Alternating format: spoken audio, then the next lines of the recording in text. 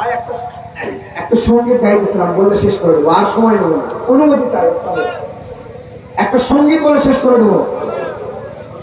জন্ম আমার নদীর যুগে হলে কেমন হতো। আমার সঙ্গে গাইতে পারবেন আপনারা?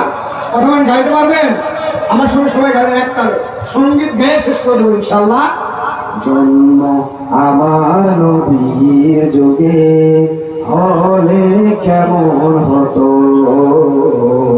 জন্ম আমার নবীর যুগে হলে কেমন হতো, দুনয়নে রাসূল পাক দেখিলে কেমন হতো, জন্ম আমার নবীর যুগে হলে কেমন হতো।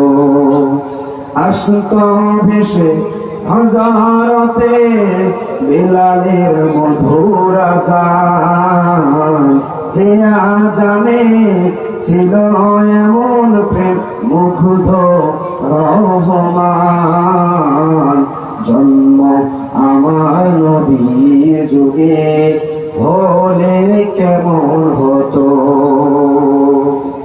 সময় ভাইরা আমার আলোচনার সমাপ্তি এখানে শেষ করে আলোচনা থেকে নিলাম।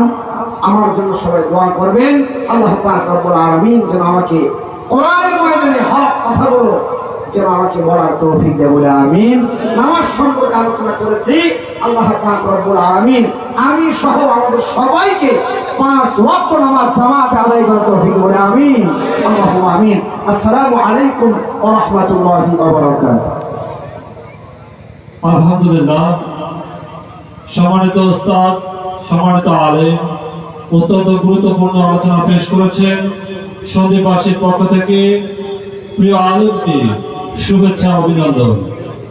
প্রিয় উপস্থিতি, আমাদের মাঝে এসে উপস্থিত হয়েছেন আজকের অনুষ্ঠানের সম্মানিত প্রধান ওয়াইজ, আন্তর্জাতিক খ্যাতি সম্পূর্ণ মুফাসসিরে কোরআন, বিশিষ্ট ইসলামী চিন্তাবিদ ও মিডিয়া ব্যক্তিত্ব মাওলানা সাদিকুর রহমান আল আজহারি।